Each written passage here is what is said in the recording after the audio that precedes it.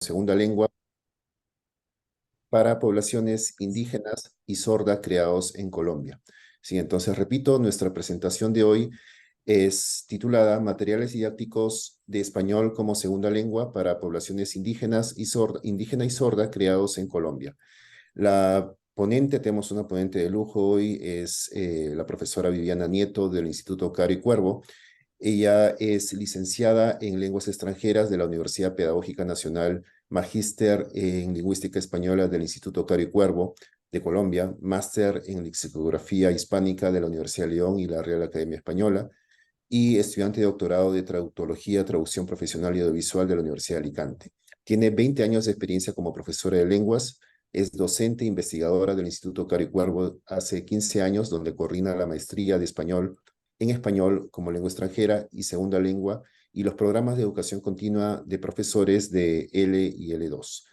Es la coordinadora editorial de la serie L2 del Instituto Caro y Cuervo, autora y editora de materiales didácticos de español.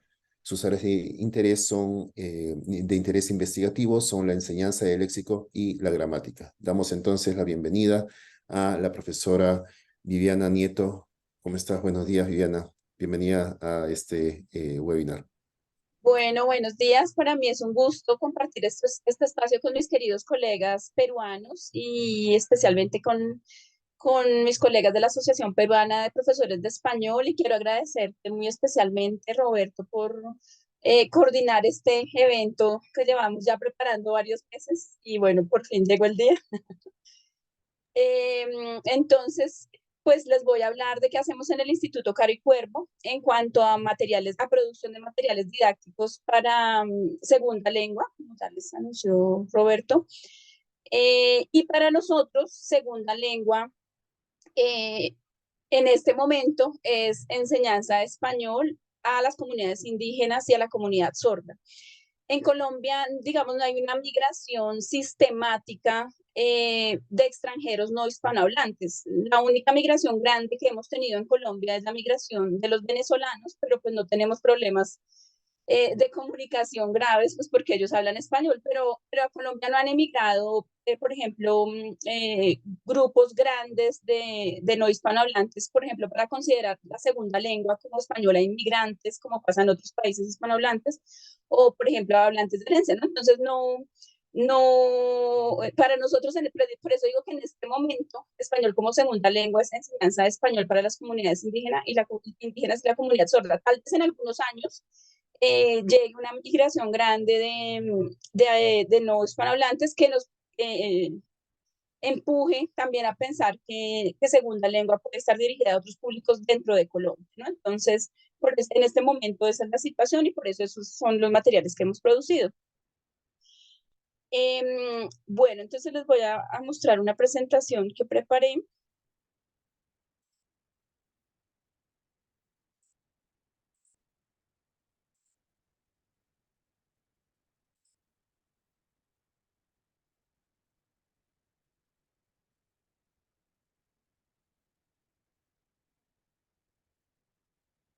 ¿Ya la están viendo?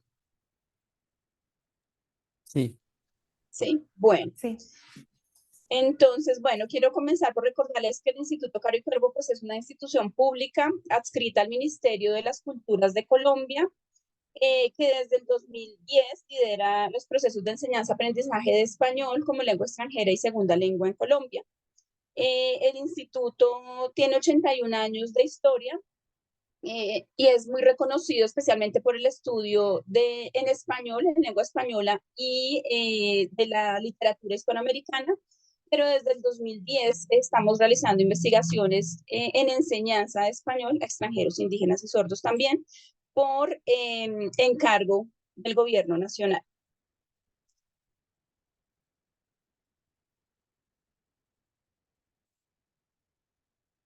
Bueno, entonces estos son los contenidos que vamos a abordar.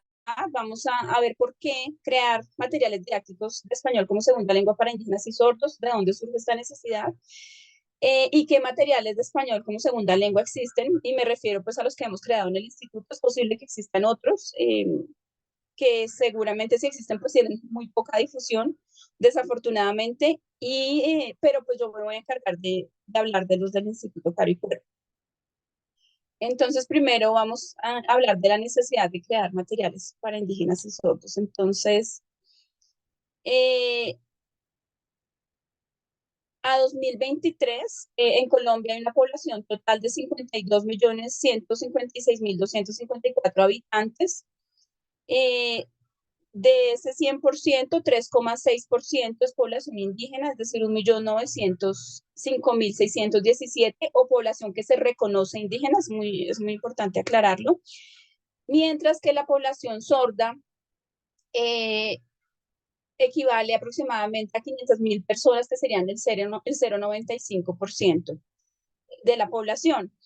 Pues digamos que estos porcentajes parecen muy pequeños, ¿sí? En comparación pues con la población general, pero reconocemos que estas poblaciones pues necesitan una atención educativa especial en el aprendizaje de español.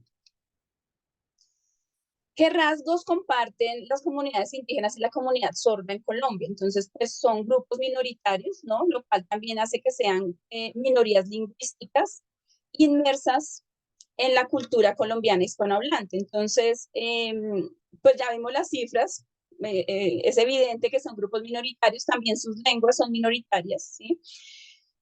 Y están inmersos en la cultura hispanohablante. Entonces, como habitan el territorio colombiano, como tienen algún tipo de contacto con la lengua española porque habitan el territorio colombiano, pues por eso, digamos, hablamos de español como segunda lengua y no español como lengua extranjera, por ejemplo. También estas dos comunidades han desarrollado sus propios modelos educativos para los sordos, perdón, para las comunidades indígenas se habla de educación propia, que es desarrollada pues, por los miembros de la propia comunidad y generalmente en su propia lengua, cuando ellos están en su territorio, por supuesto. Pero en Colombia, toda la situación del conflicto armado interno pues ha hecho que las poblaciones indígenas se desplacen a las ciudades más grandes, especialmente Bogotá, Medellín y Cali, y pues allí necesariamente se ven obligados a aprender español y a desarrollar habilidades en español. Y pues además si los niños empiezan a nacer en estas ciudades, pues los niños tienen que ir también a colegios donde pues, principalmente la enseñanza se hace en español, ¿no? Cuando esas comunidades están en sus territorios, entonces la educación básica se hace en su lengua propia, con profesores de la propia comunidad. Ellos también son los encargados de los procesos de enseñanza de español.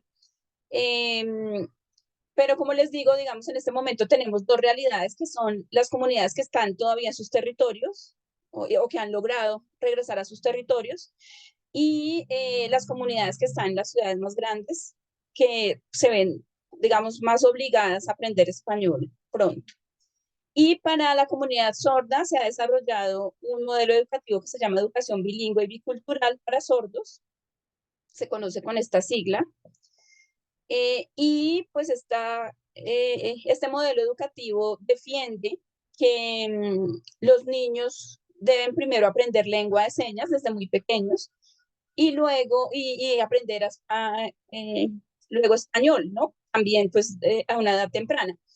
Pero la realidad es que la mayoría de los niños sordos nacen en familias oyentes. Entonces, su primer contacto con la lengua de señas es muy tardío. A ningún papá del mundo pues, le gustaría que le dijeran que su hijo es sordo, ¿no? Entonces, generalmente los padres se resisten a aceptar que su hijo es sordo, que tiene esta condición psicofísica. Y, por ejemplo, lo primero que hacen es intentar oralizarlos, ¿no? Entonces, que aprendan a leer los labios, que aprendan a hablar, pero pues las lenguas orales no son naturales para las personas sordas. Entonces, esto en realidad lo que hace es retrasar la adquisición de una primera lengua. Ya la lengua de señas no va a ser su lengua materna porque sus padres no hablan lengua de señas, ¿no? Entonces, acá se necesita una primera lengua, que sería la lengua de señas, que es una lengua natural además para ellos. Pero como les digo, es muy normal, desafortunadamente, que la adquisición de la primera lengua se retarde en las personas sordas porque su propia familia se resiste a admitir que los niños son sordos, ¿sí? Entonces, cuando la familia no acepta, ya los niños tienen 4, 5, 6 años, y por supuesto están en desventaja con los niños oyentes que comienzan la adquisición de su lengua materna, de una lengua oral desde que nacen. Claro, desde que nacen porque están expuestos a la lengua, ¿no? Entonces, acá hay digamos, un desequilibrio en el aprendizaje de la lengua para las personas sordas y en comparación con los niños indígenas, por ejemplo, también, ¿no? Porque los niños indígenas pues adquieren su lengua nativa, que es oral, desde que nacen, pero los niños sordos no tienen esa misma posibilidad. Bueno, otro rasgo que comparten estas dos comunidades es que como no hay muchos materiales disponibles para la enseñanza y el aprendizaje de español, pues cuando comienzan la escolaridad aprenden español con materiales de español como lengua materna o materiales de español como lengua extranjera. Entonces, pues definitivamente el español para ellos no es ni lengua materna ni lengua extranjera, está en un intermedio, ¿no? De segunda lengua, pero pues el enfoque de estos materiales no es adecuado para ninguna de las dos poblaciones. Digamos que los profesores tienen que resolver pues todas las dificultades que se encuentran en el proceso de enseñanza de español de alguna manera, y una solución ha sido esa, usar recursos de español como lengua materna con niños indígenas y con niños sordos, y español como lengua extranjera, especialmente con niños sordos. Otro rasgo que comparten estas dos comunidades, pues es que requieren el español, que es la lengua mayoritaria en Colombia, para el acceso a la educación superior y la inserción laboral. En el instituto, por supuesto, defendemos que el aprendizaje de lengua española debe hacerse dentro del marco del bilingüismo aditivo, o sea, no queremos que los niños de estas comunidades o los jóvenes de estas comunidades pierdan su lengua materna en ningún momento. Necesitamos que aprendan español porque el español les asegura el acceso a la educación superior y la inserción laboral, ¿no? Pero por supuesto reforzamos siempre que deben mantener su lengua materna, y es más, necesitan tenerla muy fortalecida para que puedan aprender español más fácilmente. Está comprobadísimo que, por ejemplo, los sordos que nacen en familias sordas, que aprenden la lengua de señas desde que nacen, pues tienen mucha más facilidad de aprender una lengua escrita porque su primera lengua está fortalecida, ¿no? Pero aunque su primera lengua es una lengua de señas, no importa, digamos, todos los procesos básicos de pensamiento como análisis, síntesis, comparación, contraste, ya están construidos en su primera lengua, mientras que los niños que nacen en familias oyentes, pues prácticamente se pierden del desarrollo de todas estas habilidades de pensamiento porque se necesita la lengua a muy temprana edad para poderlas desarrollar también. Entonces, pues defendemos, por supuesto, el aprendizaje de las dos lenguas para poder garantizarles pues acceso a educación superior y la inserción laboral, y por supuesto, digamos, la construcción pues de una sociedad equitativa, ¿no? Que no estén en desventajas en comparación con la población oyente y con la población mestiza, en el caso de las comunidades indígenas. Bueno.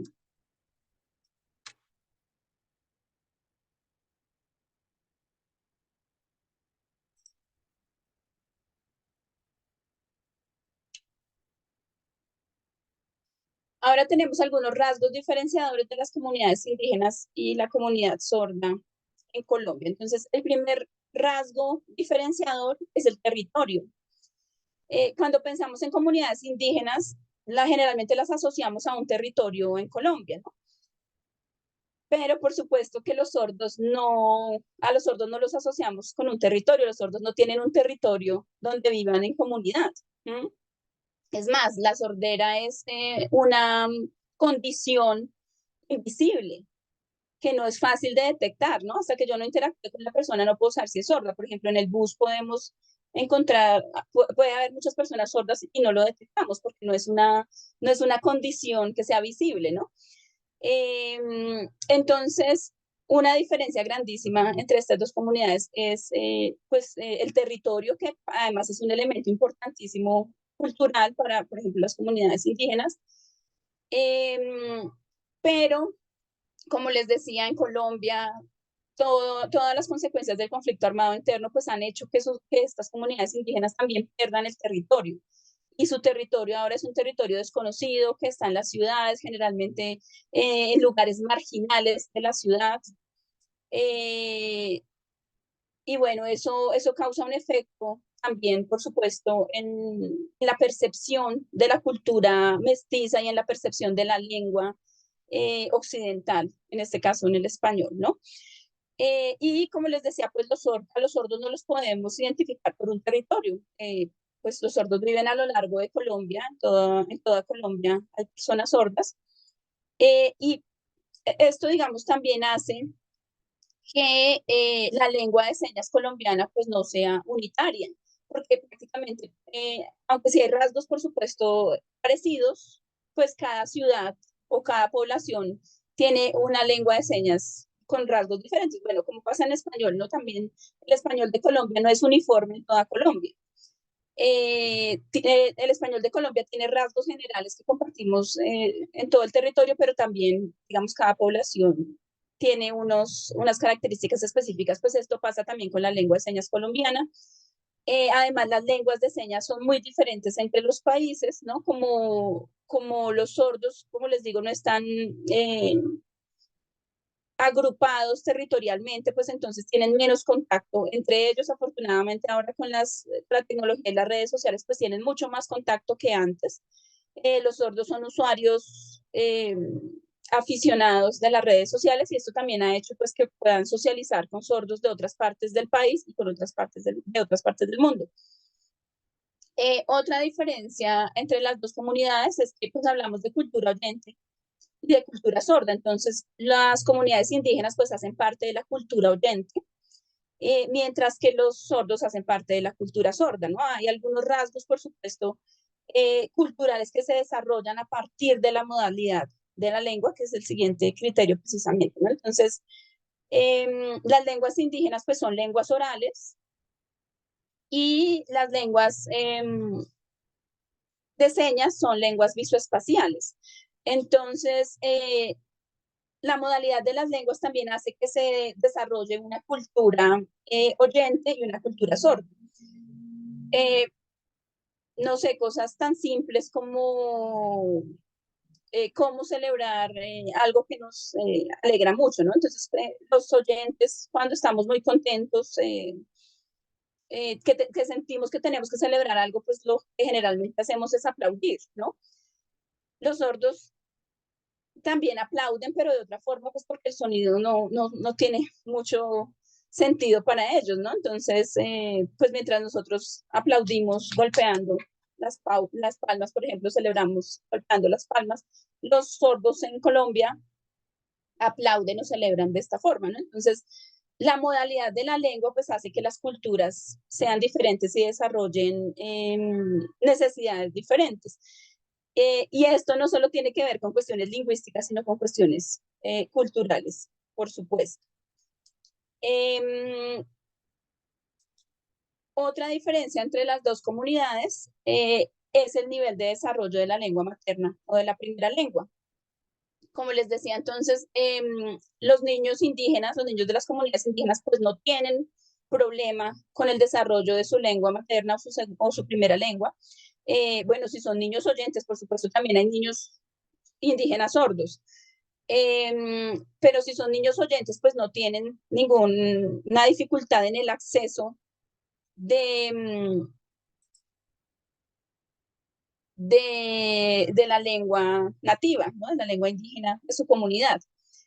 Mientras que, como les decía, la mayoría de los niños sordos que nacen en familias oyentes, pues tienen un nivel de desarrollo muy pobre, desafortunadamente, tristemente, de una primera lengua. No tienen lengua materna porque sus padres no usan la lengua de señas y el acceso a la primera lengua, pues es muy tardío. Ya vamos a ver algunas diferencias terminológicas de estas denominaciones. Otra diferencia entre las dos comunidades pues son las destrezas focalizadas en el aprendizaje del español como segunda lengua. Entonces, pues para los niños indígenas focalizamos todas las destrezas orales y escritas. Esto es comprensión, producción, interacción, mediación, mientras que en el aprendizaje de español como segunda lengua para niños sordos, para jóvenes sordos, pues focalizamos las destrezas escritas solamente. Si bien es cierto que algunas familias deciden oralizar a los niños sordos, pues una lengua oral no es una lengua natural para ellos y siempre va a ser más difícil adquirirla. Pues como estamos en este marco de educación bilingüe y bicultural, en el instituto respetamos y reconocemos la lengua de señas como la lengua materna o la primera lengua o la lengua natural de las personas sordas y por lo tanto solamente nos enfocamos en el aprendizaje de las destrezas escritas. No hacemos trabajo en oralización porque pues reconocemos la lengua de señas como su primera lengua.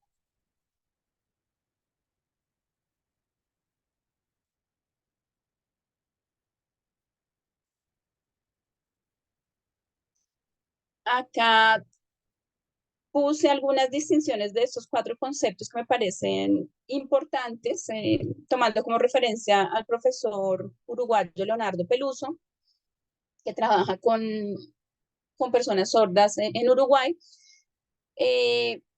Para las personas oyentes, digamos, la lengua materna y la primera lengua suelen ser sinónimas, porque es la lengua, pues nuestra lengua materna es la que aprendemos de nuestros padres y es nuestra primera lengua también. Pero, y es la lengua natural, si somos oyentes también, o sea, una lengua oral como el español para los mestizos en Colombia, pues cumple estas 3 funciones, es la lengua materna, es la primera lengua y es la lengua natural. Pero para la comunidad sorda, pues puede ser un concepto completamente diferente cada uno. Entonces, entendemos la lengua materna como la que se adquiere de forma inconsciente y espontánea. Es la base sobre la que se construye el proceso de adquisición del lenguaje, el desarrollo cognitivo y la identidad psicosocial del individuo. Por lo tanto, la lengua materna, como les decía, no solamente pues, es una cuestión lingüística, sino es sobre la que se construye el pensamiento.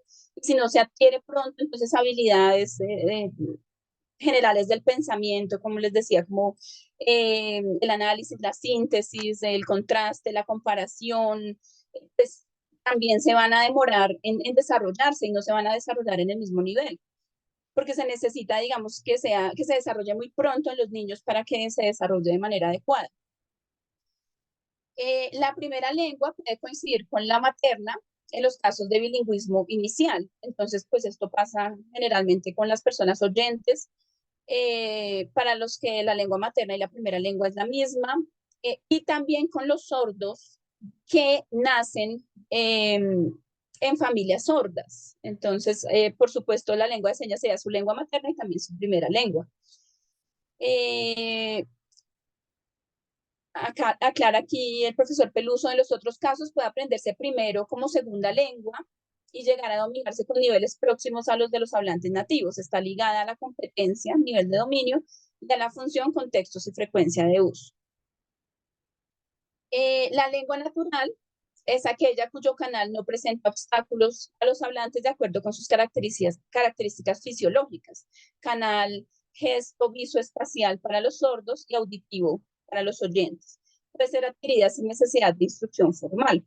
Entonces, claro, para las personas sordas definitivamente la lengua natural es una lengua de señas porque por sus características fisiológicas pues la pueden adquirir sin ningún problema, ¿no? No necesitan escucharla, solo necesitan verla.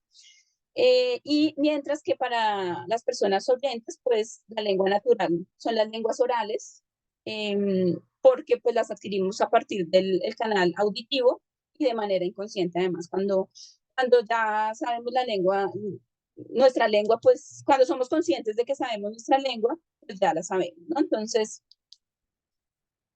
de nuevo, para las personas oyentes, la lengua materna, la primera lengua y la lengua natural, pues pueden ser la misma, por ejemplo, el español. Mientras que para las personas sordas, cada una puede ser una lengua diferente. Y la segunda lengua se construye sobre la primera, esto es muy importante. Se aprende mediante la instrucción formal de manera consciente, mediante mecanismos de transferencia lingüística de la primera hacia la lengua meta. Entonces, si no hay una lengua, hay una primera lengua consolidada, pues por supuesto también esos problemas se van a transferir al aprendizaje de la segunda lengua. Entonces, por ejemplo, los niños indígenas pues van a aprender mucho más fácil español porque tienen su primera lengua consolidada muy pronto, a diferencia de los niños sordos que no generalmente no tienen consolidada la primera lengua. Los que tienen la fortuna de nacer en familias sordas pues sí lo tienen, pero los otros raramente lo tienen. Bueno, entonces, a partir de todo de esta contextualización, ¿qué materiales didácticos de español como segunda lengua existen o hemos creado en el instituto? Entonces, tenemos en este momento 2 materiales publicados y 2 en proceso de producción. Estos materiales son, digamos, elaborados en el instituto desde 2 puntos de vista.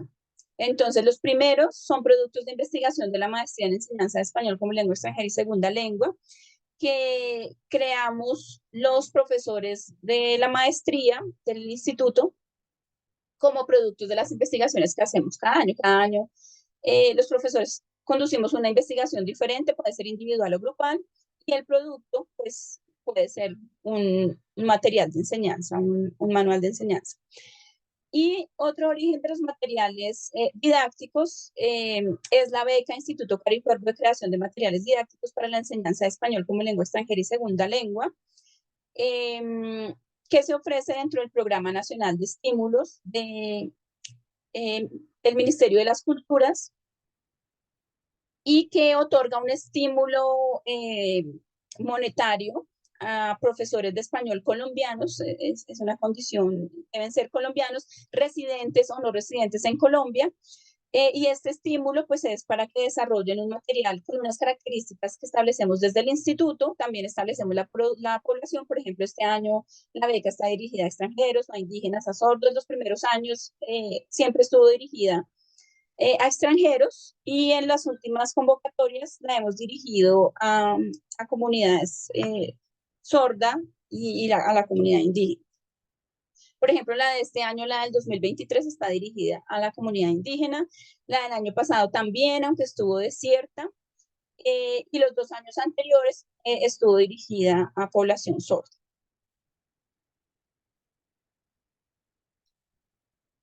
Bueno, entonces este es uno de los materiales que ya tenemos publicados, se llaman Peliculados, Cine en la clase de español como lengua extranjera y segunda lengua. Es el primer material que publicamos, siendo muy ambiciosos, aspirando a que el mismo material fuera aplicable a los 3 grupos meta a los que nos dirigimos en el instituto, es decir, extranjeros, indígenas y sordos. Tienen implementaciones y digamos un trabajo didáctico para las 3 comunidades, y ahora les voy a mostrar el libro y cómo funciona. Y, por ejemplo, vimos que algunas implementaciones que habíamos hecho pensando solamente para las personas sordas, pues finalmente funcionan para las 3 poblaciones. Entonces, pues consideramos que con este material hemos alcanzado el objetivo pues de crear un material integrado para las 3 comunidades que parecía al principio muy difícil, algo utópico, pero con este primer material lo logramos. El segundo material se llama Los mundos de Dylan y Dalila, español escrito como segunda lengua para sordos. Este también ya está publicado, está dirigido al nivel A1. Es el primer material que hacemos exclusivamente para personas sordas. Se desarrolló dentro del programa de la beca de estímulos del Ministerio de Cultura. Es un libro que nos enorgullece mucho porque está creado por profesores sordos, o sea, no está hecho por profesores oyentes para estudiantes sordos, sino que está hecho por profesores sordos para estudiantes sordos. Entonces, por supuesto, pues está creado desde la sensibilidad del mundo sordo, pero teniendo en cuenta que la cultura sorda y la cultura oyente, o que el mundo sordo y el mundo oyente, como lo denominan ellos, pues interactúan a diario, ¿no? Entonces, precisamente ellos quisieron crear el libro a partir de la interacción de dos personajes, que son Dylan, que es un estudiante universitario sordo, y Dalila, que es una estudiante universitaria oyente. Entonces, eh, son amigos y por supuesto necesitan interactuar tanto en lengua de señas como en español escrito, ¿no? Entonces, Dylan está aprendiendo español escrito y Dalila está aprendiendo lengua de señas colombiana. Entonces, es un diálogo entre los dos mundos porque en realidad eso es lo que pasa a diario, ¿no? Por ejemplo, como les decía, esta cuestión del territorio, por ejemplo, hace que las comunidades indígenas estén, pues, separadas, por ejemplo, pues, del resto de la población mestiza en Colombia, porque el territorio lo permite, ¿no? Pero, pues aún así, por supuesto, hay interacción con los mestizos, pero por lo menos cuentan con su propio territorio, y digamos sus propias reglas y su propia lengua dentro del territorio. Pero con las personas sordas no pasa eso. Las personas sordas tienen que interactuar a diario con personas oyentes, ¿no? Entonces, precisamente por eso ellos propusieron el libro, pues desde este punto de vista que me parece pues muy adecuado, porque esa es la vida de los sordos y esa es la vida de los oyentes, la interacción diaria entre las dos comunidades. Bueno, este es un material que está en construcción, se llama Kumari, español como segunda lengua para niños sicuani. La comunidad sicuani está ubicada en esta zona de Colombia, que es principalmente una llanura en el oriente de Colombia. Eh, en el año 2017, dos de mis colegas de la maestría hicieron un programa de formación de español como segunda lengua para comunidades indígenas, y ellas estuvieron trabajando en la comunidad, viajaron a trabajar con los profesores en la comunidad, y este material surgió como un producto de ese proyecto de investigación. En este material trabajan las profesoras, por supuesto, que participaron en el proceso de formación de la comunidad, pero también participan, participan los miembros de la comunidad, y eso es algo muy importante en los materiales que tenemos en español como segunda lengua. Entonces, no los hemos elaborado solamente nosotros desde fuera de la comunidad, sino que los hemos elaborado en colaboración con la comunidad, pues para poder tener el punto de vista de ellos desde el punto lingüístico y cultural, ¿no? Y para que ellos se sientan incluidos en el material, porque si fuera un material elaborado desde el instituto solamente, por ejemplo, pues ellos sentirían que es un material impuesto desde el instituto a la comunidad, ¿no? Mientras que como ellos están participando en la creación del material, pues se sienten más motivados a usarlo y, por supuesto, a participar en el proceso de creación. Acá tenemos algunas muestras, las voy a agrandar porque no, creo que no se ven muy bien, no me dejo agrandar. Pero bueno, entonces acá quería mostrarles, por ejemplo, que las fotos representan actividades, cuestiones culturales de la comunidad. Acá tenemos estas oraciones, dicen lo siguiente: los niños vivimos en la comunidad, mi papá y su hermano casan, mi tío es capitán de la comunidad, mi mamá y mi tía hacen casabe y mañoco, mi abuela teje y hace artesanías, todos trabajan en el conuco, todos compartimos la comida.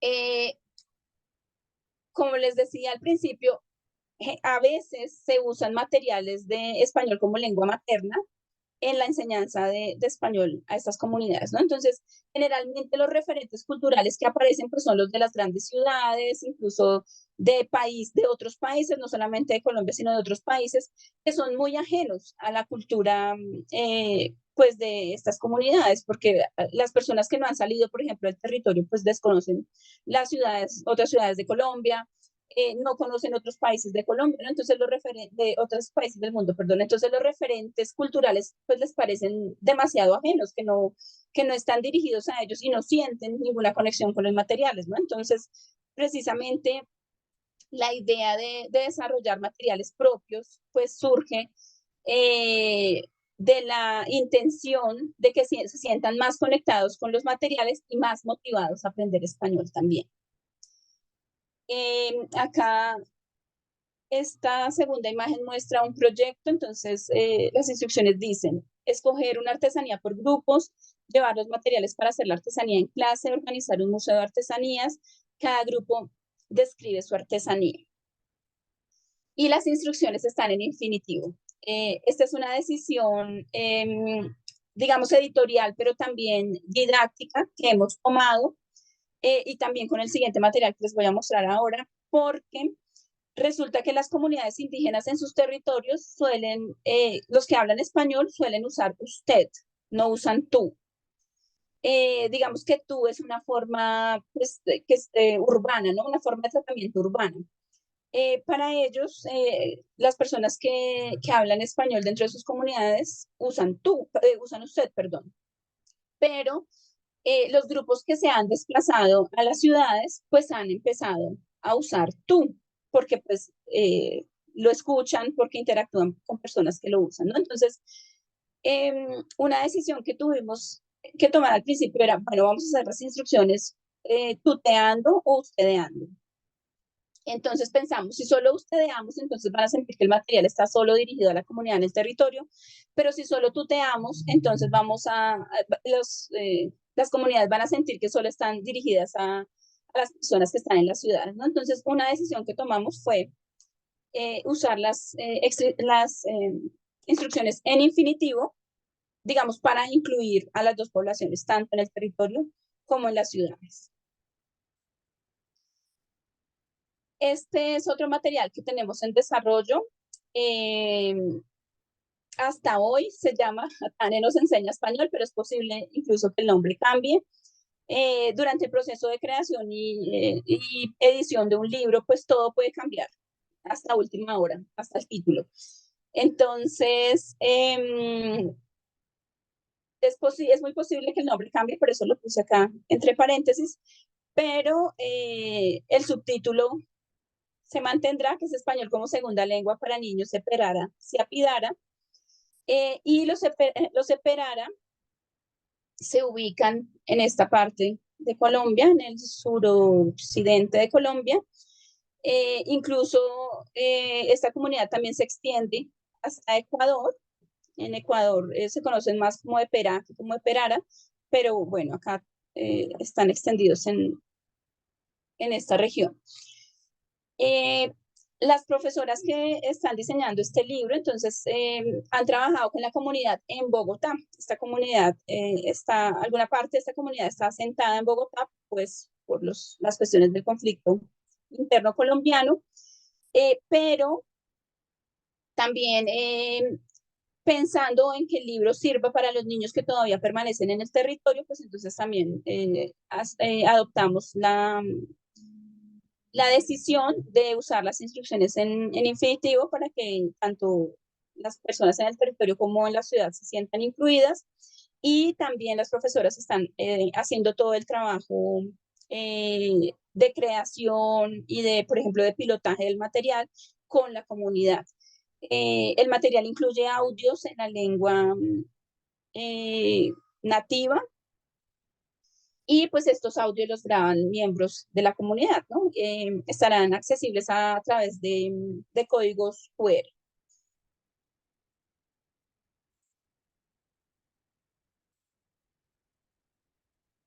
Bueno, entonces les voy a mostrar, por ahora acá termina la presentación de PowerPoint. Recuerden que si quieren conocer pues todas las actividades que hacemos de enseñanza de español, pues nos pueden seguir en nuestras redes sociales. Este es mi correo también institucional. Y les voy a compartir entonces ahora directamente algunos de los materiales.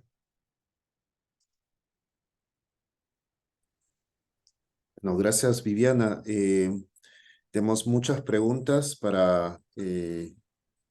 tu presentación. Ha sido bastante, tenemos mucha gente muchos participantes.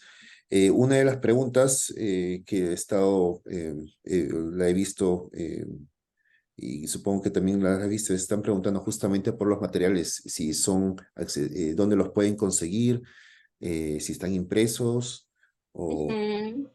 Entonces, bueno, te hago llegar esa pregunta mientras que veo las otras más. Bueno, entonces, todos los materiales que hacemos en el Instituto Caro y Cuervo son de uso libre y gratuito, porque recuerden que somos una institución adscrita al Ministerio de Cultura, entonces, pues lo que produzcamos, pues es para el bien común y bien general del país. Entonces, los encuentran en nuestro portal que se llama spanishincolombia.caroycuervo.gov.co. En esta sección, materiales didácticos L, acá está en peliculados y está Los mundos de Dylan y Dalila. Los otros dos libros no están todavía porque, como les digo, están en construcción. Eh, Estarán disponibles. El libro de los niños, dirigido a niños Separara, estará disponible en diciembre, mientras que la cartilla Kumare, que es para niños y Kwani, estará disponible en febrero. Pero como siempre les avisaremos para que sepan cuándo ya los pueden consultar. Eh, Recuerden que en este portal mantenemos actualizadas todas las actividades que hacemos de español en el instituto y algunas en Colombia cuando las instituciones nos comparten la información. Entonces acá pueden descargar los materiales. Bueno, quiero mostrarles los materiales. Yo ya los había descargado porque a veces descargarlos en vivo y en directo toma algún tiempo. ¿Están viendo el material en peliculados? Está cargando. Bueno,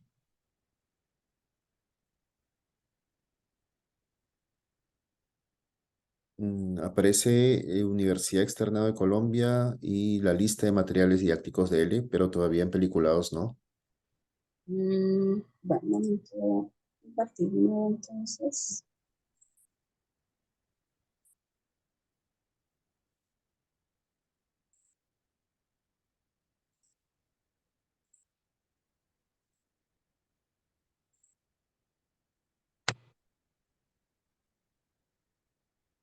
Ahora sí. Firman. Bueno, muy bien. Entonces, acá está en peliculados. Todos los materiales que tenemos están en formato PDF interactivo, entonces los estudiantes pueden guardar las respuestas, escribir las respuestas, guardarlas y editarlas las veces que sea necesario. Como les decía, este libro es el primero que creamos pensando en que podíamos hacer materiales integrados para las tres comunidades, extranjeros, indígenas y sordos. En los otros libros, por ejemplo, no aparecen las fotos de los autores porque consideramos que no es necesario. Pero para las personas sordas, nuestros nombres pues no significan mucho, no les dicen mucho, no necesitan identificar nuestros rostros para saber quiénes somos. Entonces, en este libro, pues que está dirigido también a sordos, no solo tenemos los nombres de los autores, sino también las fotos de los autores para que nos puedan identificar. Eh, Tenemos didactizadas 10 productos cinematográficos entre películas, documentales, cortos, que elegimos teniendo en cuenta que la mayoría tienen accesibilidad para la población sorda, es decir, tienen interpretación en lengua de señas y tienen subtitulado con código de colores. Ya les voy a mostrar cómo es. Cuando estábamos haciendo el libro, que es resultado de un proyecto de investigación, por supuesto, eh, tuvimos la fortuna de encontrar una serie de películas intervenidas para que sean accesibles para la población sorda del Ministerio de Cultura. De la colección se llama Mi Cine Accesible. Entonces, estas películas están interpretadas en lengua de señas colombiana y tienen subtítulos de colores también. Entonces, una película, por ejemplo, como Los colores de la montaña, que está pensada para usar con población sorda. Entonces, en la portada encontramos el icono bueno, de lengua de señas o de personas sordas. Tenemos la ficha pedagógica, la ficha didáctica y hay actividades que se hacen antes, durante y después de ver la película. Entonces, las que se hacen antes de ver la película se llaman primero lo primero. Las que se hacen durante el tiempo que vemos la película se llaman con las pilas bien puestas.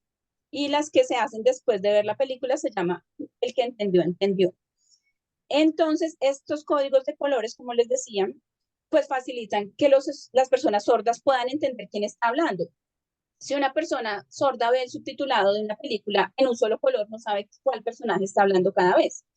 Entonces, hay un código internacional de subtitulado de películas para personas sordas que usa estos colores. Entonces, el personaje principal siempre va a ir en amarillo, el personaje, digamos, secundario en verde, el siguiente en azul, el siguiente en magenta, y otros personajes que no aparecen mucho, que no son tan importantes, entonces aparecen en blanco, y los efectos sonoros como los ruidos, la música, aparecen en rojo. Entonces, en estas guías didácticas mantenemos estos colores en las actividades para que los estudiantes puedan asociarlos con los personajes. Por ejemplo, en estos textos ya los estudiantes saben qué personaje está hablando.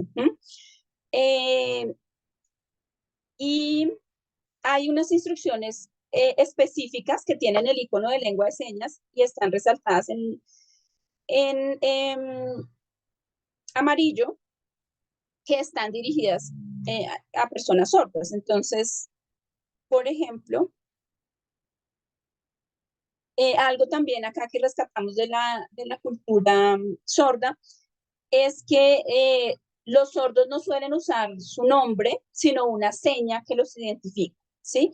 Una seña de acuerdo con alguna característica física o alguna característica psicológica, y la comunidad los bautiza. O sea, ellos mismos no pueden seleccionar sus señas, sino que el otro miembro de la comunidad los bautiza con esa lengua de señas, ¿sí? También cuando ellos interactúan con personas oyentes, pues los bautizan. Por ejemplo, a mí me bautizaron con esta seña, que significa Viviana, la de el pelo en capas, porque yo siempre tengo el pelo en capas, ¿no? Entonces, con una característica física. Entonces, Viviana, la del pelo en capas. Eh, y resulta que la película tiene subtitulado de colores, pero no le asigna señas a los personajes, ni siquiera en la interpretación en lengua de señas, ¿no? La persona que interpreta eh, denomina a cada personaje por la inicial del nombre, ¿no? Entonces, por ejemplo, Manuel es M, Julián es J, Pocaluz es P, pero, por ejemplo, si hay varios personajes cuyo nombre comienza con M, pues habría confusión, ¿no? Entonces, acá proponemos actividades, digamos, pensando en esas diferencias de la cultura sorda y la cultura oyente, y les decimos, proponemos a los aprendientes sordos, a partir de la descripción física y psicológica del punto anterior, acá deben ser una descripción física y psicológica de los tres personajes principales, propongan una seña personal para cada personaje, ¿no? Entonces, dependiendo, ellos van a decidir si va a ser un rasgo físico o un rasgo psicológico, dependiendo de lo que esté más destacado en la película, ¿no? Entonces, digamos que ahí integramos la lengua de señas y la cultura sorda con la película también. Además, el nombre de la película eh, también les proponemos que, que piensen en que, ahora no veo la actividad, pero hay una actividad que les pregunta, que les pide que piensen en una seña para la película, ¿no? Porque la película tampoco tiene una seña. Por ejemplo, eh, bueno, la seña nunca aparece porque el nombre de la película nunca aparece hablada por los personajes, ¿no? Entonces no hay una seña para la película. Entonces también les pedimos que ideen, creen una seña para la película, y pues esa seña estaría saliendo desde la comunidad sorda. Por supuesto que después necesitaría una normalización y que todos los sordos estén de acuerdo con que esa sería la seña que van a usar, ¿no? Bueno, entonces, digamos que estas son las implementaciones que hicimos para que sean accesibles a las personas sordas. Estas secciones que yo les mostré, la última se llama ¿Cómo te quedó el ojo?, donde el estudiante y el profesor evalúan el material. todas son expresiones idiomáticas, ¿no? ¿Cómo te quedó el ojo? El que entendió, entendió. Hay para todos, también se llama una sección. Todas son expresiones idiomáticas. Entonces, estas expresiones pues suelen pertenecer a la lengua oral, pero no existen en la lengua de señas colombiana, ¿no? Entonces, acá les pusimos un video con la interpretación en lengua de señas colombiana. ¿Cuál sería el equivalente o cuál sería la explicación en lengua de señas colombiana para que puedan comprender pues, el nombre de cada sección? Bueno, y así tenemos 6 películas, de las 10 tenemos 6 películas accesibles para sordos. Recuerden que no dependía solamente de nosotros, sino de que las películas tuvieran accesibilidad como interpretación en lengua de señas y los subtítulos de colores. ¿Listo? Perfecto, perfecto, Viviana, gracias. Tenemos otras preguntas. Aquí una pregunta de Marco Lobón. Él nos pregunta, ¿existen estadísticas de cuántos hablantes de lengua de señas en Colombia hay en relación con los hablantes de lengua de señas que aprendieron señas en casa? ¿Qué experiencias han ocurrido cuando llegan a la escuela de lengua de señas a aprender la lengua? No sé si... Bueno, seguramente existen cifras, pero no las tengo. Desafortunadamente, bueno, ese es otro mito que tenemos los oyentes, ¿no? Que creemos que todos los sordos saben lengua de señas, pero no es cierto, ¿sí? Porque como les decía, depende del contexto familiar en el que crecieron. Cuando hay familias que se oponen definitivamente a que los niños, a que sus niños sordos aprendan lengua de señas porque consideran que la lengua de señas no es una lengua, por ejemplo. Y que deben oralizarlos porque la lengua que deben aprender es la lengua mayoritaria del país, que es el español en este caso.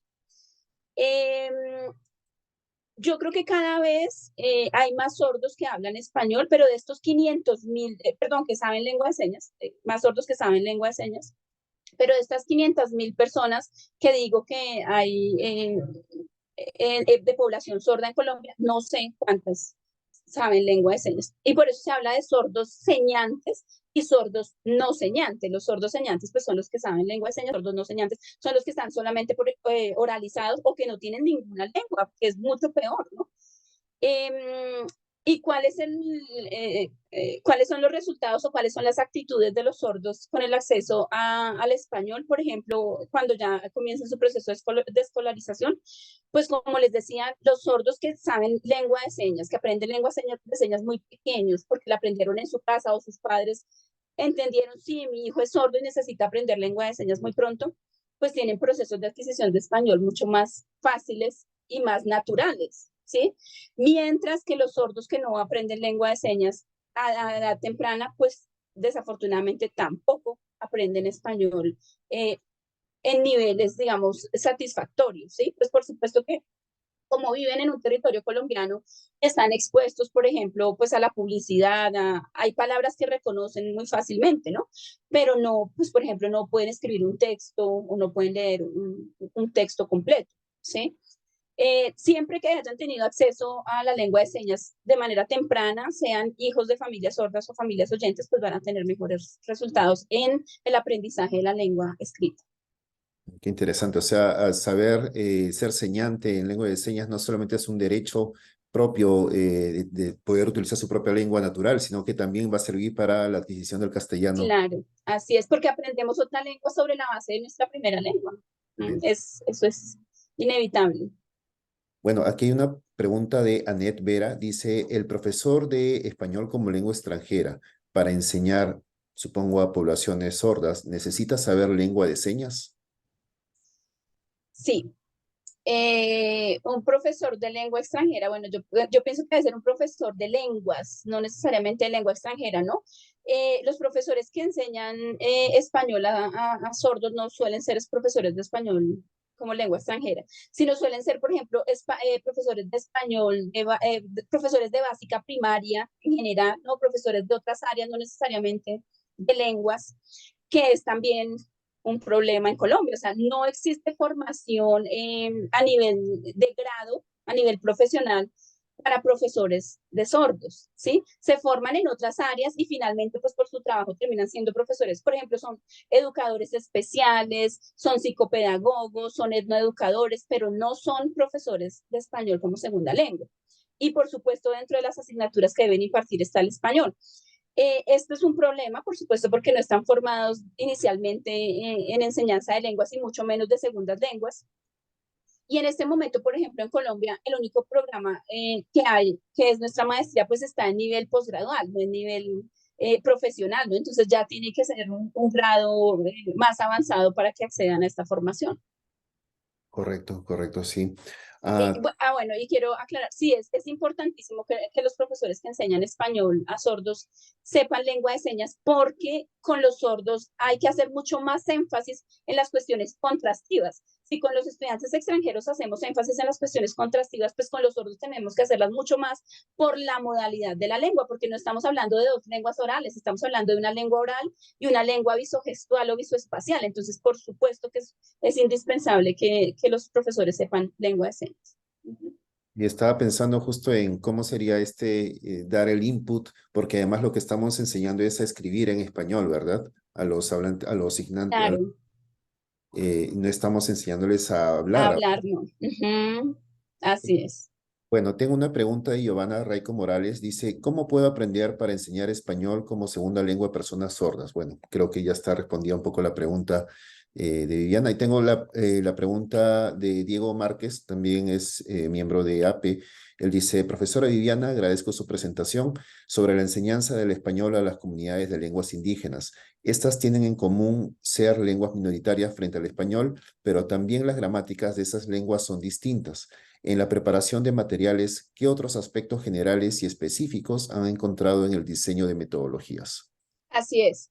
Bueno, ¿qué hemos encontrado? Cuando comenzamos a pensar en una maestría, por ejemplo, porque antes de los materiales pensamos en una maestría de formación integrada para profesores de español, para extranjeros indígenas y sordos, decíamos, bueno, ¿y cómo vamos a juntar los profesores de tres poblaciones tan diferentes? O sea, al principio yo pensé que no era posible, ¿sí? Cuando yo recibí la instrucción, íbamos a crear una maestría en enseñanza de español como lengua extranjera. Y yo recibí la instrucción desde la dirección del instituto que no podía ser solamente como lengua extranjera, sino también como segunda lengua para indígenas y sordos.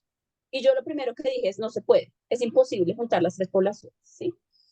Y luego empezamos a estudiar y a leer sobre cómo adquieren la lengua, pues, como segunda lengua, las comunidades indígenas, la comunidad sorda, y vimos que era posible. ¿Por qué? Porque en realidad el punto que los une es el español. ¿Sí? O sea, las dificultades básicas que encontramos en español y que conocemos en español como profesores de lengua extranjera, como el subjuntivo, el indicativo, el imperfecto, el indefinido, por y para, el uso de artículo definido, artículo indefinido o no artículo. Eh, Todo eso son rasgos del español, por lo tanto van a ser difíciles para los extranjeros, para los indígenas y para los otros. ¿Sí? Tienen el mismo, digamos, son la misma dificultad porque en sus lenguas generalmente no existen, no hay equivalentes. Por ejemplo, en la lengua de señas no hay artículos y generalmente no hay preposiciones porque la lengua es tan icónica, por ejemplo, que para hacer esto pues no tengo que decir heno encima porque acá ya estoy mostrando que es heno encima, ¿sí? No necesito decir otra vez encima porque es muy icónica, ¿sí? Entonces,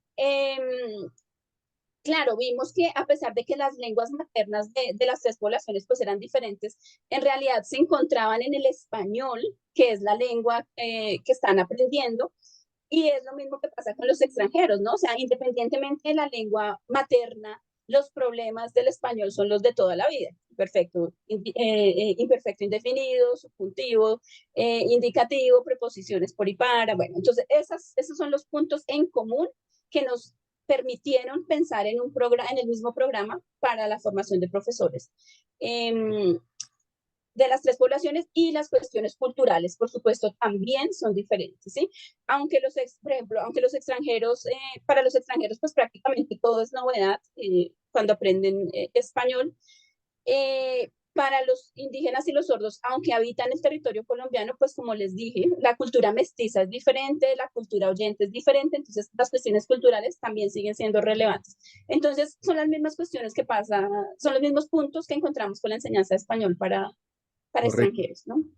Esto, bueno, nos acabas de explicar cómo es en la cuestión de formación, que hay puntos en común y que permite que haya un programa de maestría como el que ustedes tienen, o este material Ujú. presentado en peliculados. Pero yo me permito añadir una pregunta, un colofón a la pregunta anterior, en relación con los materiales que has mostrado de español para población sicuani y para español perara, no sé si estoy pronunciando bien. eh, Ujú. Tengo la impresión de que la propuesta ahora es que sean materiales para comunidades, cada material distinto, supongo porque hay alguna particularidad que quieren enfatizar en cada comunidad. Entonces mi pregunta es, ¿sugerirías eso en general para enseñar español a poblaciones indígenas? Porque quería comentar esto un poco, yo he trabajado en el Ministerio de Educación del Perú y he trabajado en el área de justamente hacer materiales de castellano como segunda lengua para poblaciones indígenas. Y bueno, la dirección de la educación intercultural bilingüe nos daba solamente una opción para materiales para las 48 lenguas o 48 poblaciones indígenas que existen, y era el mismo material castellano, y había muchas diferencias entre lenguas andinas, lenguas amazónicas, y entonces Claro. complicaba un poco la cosa. Tú, en tu experiencia en Colombia, ¿sugerirías que fuera un material para cada para cada comunidad, para cada pueblo? ¿Qué ventajas y desventajas encontrarías de eso? Yo pienso que sí. Con la enseñanza de español como segunda lengua, digamos, podemos encontrar bloqueos y resistencia en las comunidades porque ellos sienten que es una imposición de la lengua dominante y de la cultura dominante, ¿sí? Si desarrollamos materiales que los incluyan a ellos, que los representen a ellos, yo creo que es mucho más fácil llegarles, ¿sí? Y como también las culturas son tan diferentes y como les decía, el territorio es determinante, digamos que ellos no están interrelacionados, no están necesariamente interrelacionados, ¿no? Miren, yo les mostraba el mapa donde están los Eperara y donde están los Sicuani, pues no se encuentran definitivamente, ¿no? Se encuentran en las ciudades, pero no en los territorios. Entonces, yo pienso que el hecho de que se vean representados en los materiales va a facilitar mucho, pues que reciban el español más de una forma amigable y no de una forma impuesta. Por ejemplo, miren estas imágenes, esta imagen, por ejemplo, que vi ayer, porque estamos, como les digo, estamos construyendo el libro, y yo le pregunté a la profesora que está haciendo el libro, y esto no es una imagen muy estereotipada de los indígenas, ¿cierto? Porque seguramente en las ciudades no lucen de esa manera, ¿no? Entonces ella me dijo, la persona con la que estamos trabajando en la comunidad nos pidió que fuera así, porque así son las personas en el territorio, así se visten las personas en el territorio. Pero por supuesto, como estamos dirigiendo el material tanto a las personas que están en el territorio como a las personas que están en las ciudades, también aparecerán otras personas con otros atuendos, porque en Bogotá, por ejemplo, sería imposible permanecer con este atuendo porque el frío es terrible, ¿no? La altura hace que también los hábitos de vestuario cambien, por supuesto. Entonces, el hecho de que se sientan incluidos, y mira, por ejemplo, acá la lengua, ¿no? Ellas tienen lenguas, perdón, vocales nasales que en español no tenemos. Entonces, el hecho también de que vean la lengua y la comparación en español y su lengua, pues también los motiva a sentirse representados, ¿no? O sea, no son los, como te digo, no son los materiales de toda la vida de los mestizos mostrando mestizos, sino un material construido entre mestizos y la comunidad indígena que representa a la comunidad indígena y la lengua indígena también, ¿sí? Correcto, correcto, qué interesante. Bueno, hay una pregunta más de Lau, y es sobre la maestría. Dice si esta maestría se puede hacer en versión online, en línea. Sí, este año nos estrenamos con la versión en línea. Comenzamos en agosto de este año, o sea, llevamos 3 meses en el primer grupo, pero el segundo grupo se abrirá en agosto. Entonces, el primer semestre serán todo el proceso de inscripción. A partir de marzo encontrarán todo el proceso de inscripción para comenzar clases en agosto. Bueno, creo que no hay más preguntas. Si quisieras añadir, oh, la profesora Sonia Toledo también se ha conectado desde Chile y tiene una pregunta. De repente, profesora, si quiere puede leerla directamente. Si quiere, abra su cámara, su micro. Gracias, no, como no muestro pantalla, pero sí quiero saludar a todas y a todos, a todo el grupo de APP que yo lo estimo, la Asociación Peruana de Profesores de Español, felicitar la iniciativa, Rob, porque ha sido tremendamente importante los que trabajamos en él, es un tema nuevo y felicitar, por supuesto, a mi querida colega Viviana Nieto por todo el esfuerzo que está haciendo en la producción de material didáctico de tan buen nivel. Mire, mi pregunta es de un tema, Viviana, que yo no trabajo acá en Chile, no trabajamos en Chile, y que tiene que ver con el diseño de material para las comunidades indígenas. ¿Qué peso crees tú que tiene recurrir específicamente en este perfil de aprendiente a la traducción? Por ejemplo, en el caso de léxico en contexto, ya que las referencias léxicas y semánticas son de tanto peso y de tantas diferencias en las comunidades indígenas, como por ejemplo sería con un hablante no nativo norteamericano, brasilero, Ujú. etcétera. Gracias, Viviana. Hola, Gracias. querida Sonia, un gusto saludarte.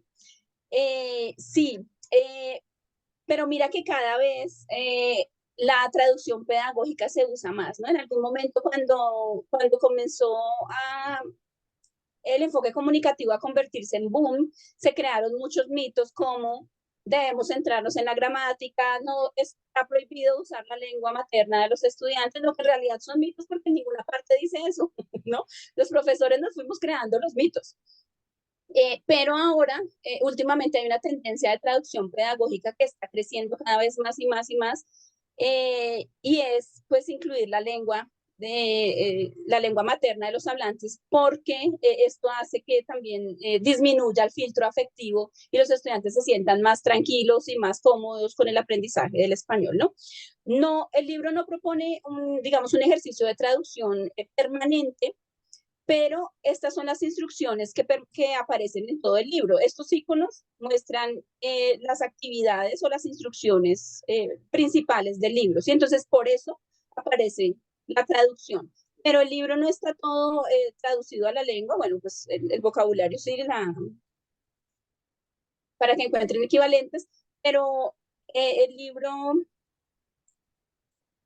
está la mayoría en español y algunas notas culturales. Miren, por ejemplo, acá hay un diálogo completo que no está traducido a español, ¿no? Solo está en la lengua de ellos. Y como les digo, también va a estar el audio disponible. Entonces, las notas culturales y el vocabulario más frecuente va a estar en las dos lenguas, pero el resto solamente está en español, ¿no? Acá, Muchas gracias, me acá. parece perfecto. Gracias, muy aclaradora tu respuesta. Gracias, Viviana. Gracias, colega. Bueno, Sonia, con mucho gusto.